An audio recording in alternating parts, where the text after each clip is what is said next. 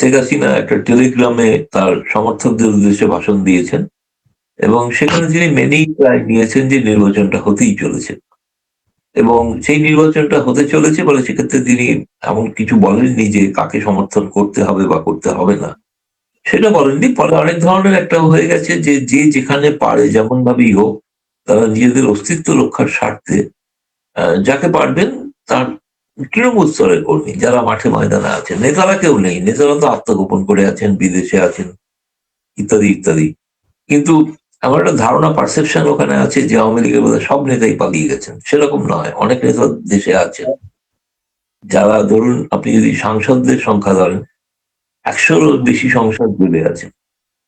আর আমি যতদূর জানি যে 60-এর ওপর সাংসদ তারা কিন্তু বিদেশে রয়েছেন, মানে ভারতে রয়েছেন এবং আর কেউ কেউ অন্যত্র রয়েছেন। যাই হোক, আমি তাদের কথা বাদ দিলাম, কিন্তু প্রশ্নটা হচ্ছে এখন ভোটের সময় আওয়ামী লীগ কি করবে? গোপালগঞ্জে যিনি প্রার্থী তিনি তো নিজের ভোটে জিতবেন না, আওয়ামী লীগের ভোটেই জিতবেন। ফলে এই ধরনের কিছু মিশ্র সিন প্রতিক্রিয়া আমরা দেখবো। আপনি যদি বলছেন ভোট হচ্ছে কি হচ্ছে না, আমি কিন্তু মনে করি এটা ঘটনা, যারা সংশয় প্রকাশ করছে তাদের সঙ্গে একমত যে বাংলাদেশ এমন একটা রাষ্ট্র, 2-এর সঙ্গে 2 যোগ করলে 22 হয়, 4 হয় না। ফলে এই নিয়ে সংশয়টা থেকেই যাবে শেষ পর্যন্ত। তার প্রথম কারণ হচ্ছে এমন একটা ভোট হতে হবে, এমন একটা প্রতিফলন ঘটতে হবে যাতে ইউনূস আরো কিছুদিন থাকতে পারে, তিনি ছেড়ে দেওয়ার পাত্র নয়। 1, 2 হচ্ছে যেটা, সেটা হচ্ছে যে আমার কাছে যেটা মনে হয়েছে, জামায়াত ইসলামী প্রথম তাদের কাছে একটা সোনালী অধ্যায়, যে ক্ষমতা দখল করার জন্য তারা এমন কোন অস্ত্র মানে তারা ব্যবহার করতে দ্বিধাবোধ করবেন না যাতে তারা ক্ষমতায় আসতে পারে। সাধারণ বুদ্ধিতে দেখে মনে হয় যে সেটা বাংলাদেশের সকল লোকই বলে থাকে যে বিএনপি তারা স্বাভাবিক, আওয়ামী লীগের পরে তারাই হচ্ছে মানুষের পছন্দ, পরে তারা স্বাভাবিকভাবে আসবেন, তাদের সর্বত্র প্রতিনিধি রয়েছেন, সর্বত্র প্রভাব রয়েছেন, ইত্যাদি ইত্যাদি। আমি কিছুক্ষণ আগে আমি শুনছিলাম আস্তে আস্তে যে 64টা যে ডিভিশনাল কমিশনার, যাদেরকে ডিএম বা জেলা শাসক বলা হয়, জেলা কালেক্টর বলা হয়, এই 64 জনের মধ্যে 50 জন জামায়াতপন্থী।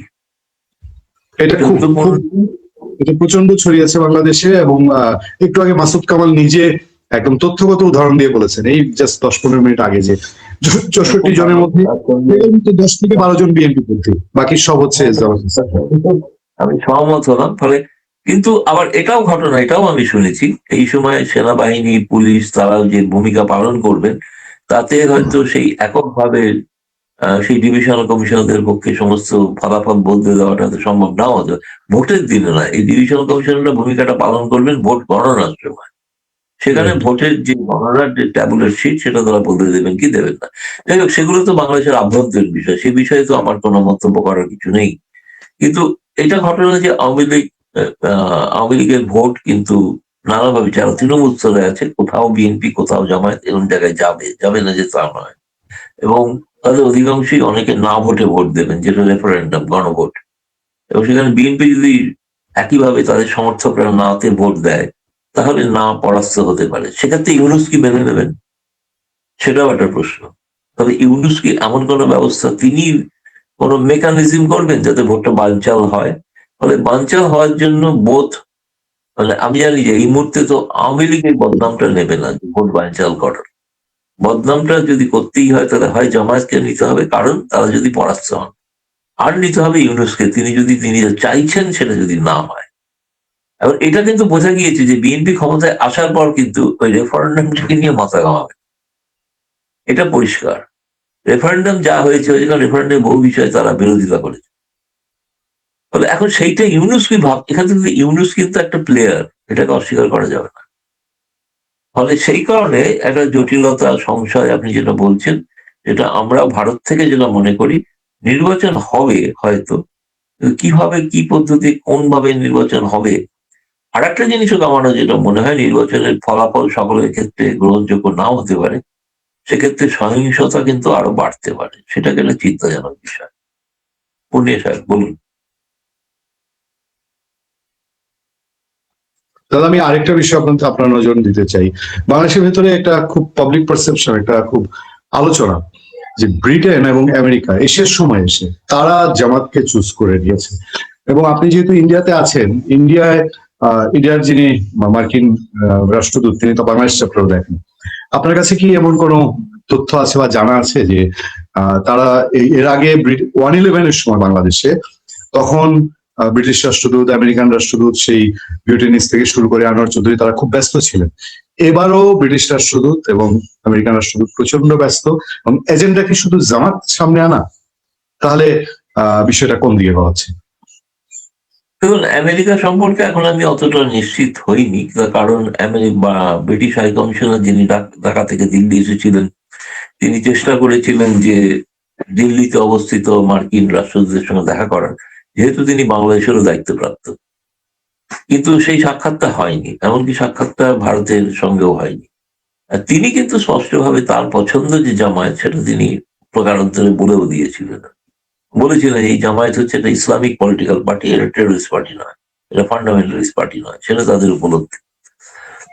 এবং ঘটনা যে ধরুন বাংলাদেশের যে আমেরিকান দূতাবাস, তারা জামায়াতের সঙ্গে বৈঠক করেছে, এই বৈঠকে সকলেই ছিলেন, এবং যিনি জামায়াতের পন্থী, একজন জামায়াতপন্থী শিবিরের লোক, তিনিও এখনো রাজনৈতিক কাউন্সিলর হিসেবে প্রতিষ্ঠিত আছেন আমেরিকান দূতাবাসে, তিনিও ছিলেন বৈঠকে। তারপরে সহিংসতার একটা হুমকি, আমেরিকান এম্বাসি বার্তা থেকে একটা হুমকি কার্যত বলা যেতে পারে, যে জঙ্গি আনা হবে, চরমপন্থী আনা হবে, মন্দির মসজিদ গির্জা আক্রান্ত হতে পারে, এই ধরনের একটা অ্যাডভাইসারি আমরা দেখেছি। আপনি শেষ মুহূর্তে যেটা বলছেন যে আমেরিকা, এখন আমেরিকার সঙ্গে ভারতের একটা সাময়িক হলেও একটা সমঝোতা হতে চলেছে। তো সেই সমঝোতার ক্ষেত্রে ভারত আমেরিকার বহু কিছু জিনিস হয়তো মেনে নিচ্ছেন, সেক্ষেত্রে আমেরিকা কি ভারতের অনেক কিছু মেনে নেবেন না? এই প্রশ্নটা থাকছে। তবে আমার মতে সেটা অনেকটা বেশি আগামীকাল হয়তো আর একটু স্পষ্ট হবে, যে সত্যি সত্যি বাংলাদেশের নির্বাচনোত্তর পরিস্থিতি কি বা কি হতে চলেছে আর কি। এখনো পর্যন্ত সাধারণ পাবলিক পারসেপশন, কমন ধারণা, যে বিএনপি নিশ্চিতভাবে এগিয়ে আছেন। ভারতের একজন সাংবাদিক, তিনি ঢাকায় উপস্থিত হয়েছেন এবং তিনি তার প্রতিবেদনে এটাও লিখেছেন, যা দেখেছেন, যে জামায়াত নিঃসন্দেহে এগিয়ে আছে অনেক। তিনি জামায়াতকে খুব একটা খুঁজে পাননি, জামায়াতকে ভাবে খুঁজে পাওয়া যায় না। কিন্তু ফলে এখন পর্যন্ত আমার যেটা মনে হয়েছে, যে ভারতের দিক থেকে এখন আওয়ামী লীগের পরে নিশ্চিতভাবে প্রথম পছন্দ বিএনপি, সেটা প্রায় পরিষ্কার হয়ে গিয়েছে। সেক্ষেত্রে জামায়াত কোনোভাবে সারপ্রাইজ দেবে কিনা, চমক দেবে কিনা, সেটা তো ভোটের সময় বোঝা যাবে। না, সেটা তো বাংলাদেশে একটা প্রভাবশালী পত্রিকা মানব জমিন, তারা গত পরশুদিন নিউজ করেছে যে একটা প্রশাসনিক কু খুব আলোচিত হচ্ছে, এবং প্রশাসনিক কি পয়েন্টে এমন একজন বসে আছেন যিনি এই প্রশাসনিক কুটা সাজাচ্ছেন। এগুলো বাংলাদেশে ওপেন আলোচনা হচ্ছে, ফলে কি হয় সেটা বলা মুশকিল। জামাত আজকে শুধু মোবাইল ফোন ইউজ নিয়ে, কেন্দ্রে মোবাইল ফোন ইউজ নিয়ে একটা হুলস্থুল পরিস্থিতি গিয়েছে। এটা যখন ইলেকশন কমিশন ঘোষণা করলো, জামাত এবং এনসিপি আগে গিয়ে ঝাঁপিয়ে পড়েছে যে এই সিদ্ধান্ত বাতিল করতে হবে। আগামীকাল ইলেকশন কমিশন ঘেরাওয়ের মতো কর্মসূচি ঘোষণা করা হয়েছে। যাক দাদা, আমি আরেকটা জিনিসের দিকে নজর দিব। আপনারা দেখেছেন যে আপনাদের দেশেও নিশ্চয়ই হয়, আমাদের দেশেও ইলেকশনের ইশতেহার, ম্যানিফেস্টো যেটা প্রচার করেছে দলগুলো, তারা নারীদের জন্য, পিছিয়ে পড়া জনগোষ্ঠীর জন্য অনেক কিছু করে। আপনারা তো বাংলাদেশের সংখ্যালঘু ইস্যুতে খুব কনসার্ন।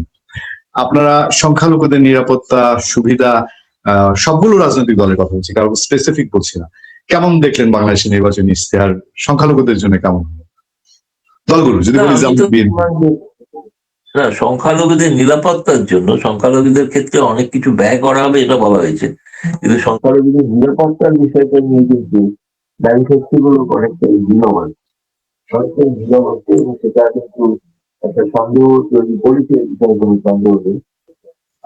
দ্বিতীয়ত আমার কাছে আর একটা জিনিস খুব বড় বিষয় হয়ে উঠছে, যেটা আমি নিজে থেকে বলছি, আমি প্রশ্ন না করা সত্ত্বেও, সেটা হচ্ছে যে একটা সময় বাংলাদেশের মানবিক অধিকার, সাংবাদিক স্বাধীনতা এবং পশ্চিমবঙ্গ কারণ নানা রকম নিষেধাজ্ঞা জারি করার কথাও বলেছিল।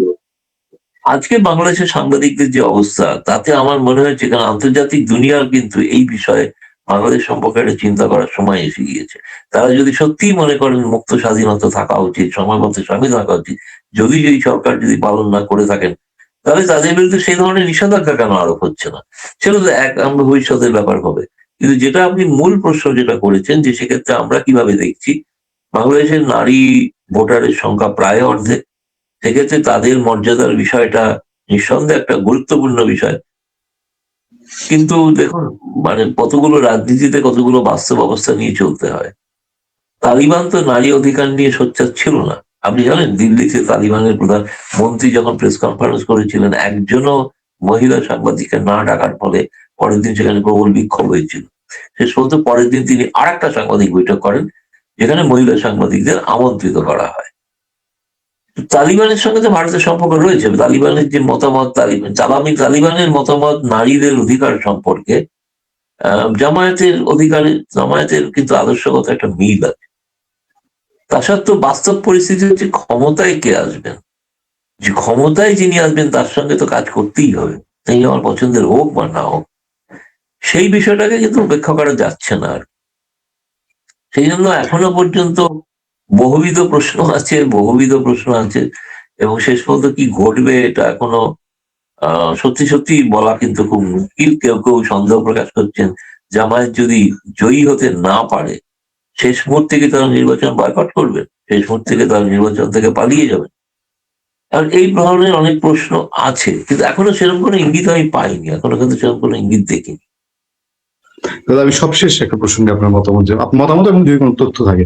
বাংলাদেশে আওয়ামী লীগ সম্পর্কে অনেকগুলো আলোচনা আমরা আজকে আলোচনা করেছি, তারেক রহমানের রেফারেন্স বাংলাদেশের বাস্তবতা ধরে, যে বিএনপি ক্ষমতায় আসলে হয়তো বা আওয়ামী লীগের উপর নিষেধাজ্ঞা প্রত্যাহার করে নেবে। এটা হচ্ছে প্র্যাকটিক্যাল সিচুয়েশন, কোনো ডিল থাকুক আর না থাকুক।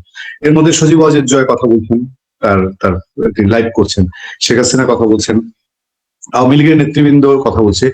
আমরা কমনওয়েলথের কথা শুনছি, কমনওয়েলথের কোনো প্রতিনিধি দল তাদের সঙ্গে ভার্চুয়ালি মিটিং করেছেন, বা এই ধরনের কোনো ডেভেলপমেন্ট কিছু আছে কিনা, এটা শেষ পর্যন্ত আপনার কাছ থেকে একটু জেনে আজ বিদায় নেব। না, কমনওয়েলথের সঙ্গে মিটিং বলতে আপনি কার বলছেন? আওয়ামী লীগের বৈঠক না কার বৈঠক? জি, আওয়ামী লীগের। না, আওয়ামী লীগ যেটুকু তারা সর্বত্র চেষ্টা করছেন, এমনকি ট্রাম্প প্রশাসনের সঙ্গেও যোগাযোগ রাখছেন, এ বিষয়ে কোনো সন্দেহ নেই, চেষ্টা করছেন। ফলে কমনওয়েলথ তো স্বাভাবিক যোগাযোগ রাখতে পারেন, কিন্তু সেটা কোনো ফলপ্রসূ হয়েছে কি হয়নি এখনো মানে সেইটা আমি এখনো জানতে পারিনি। এটা ঘটনা যে সেরকম কোনো ইতিবাচক কোনো পথ হয়েছে কিনা এখনো জানা যায়।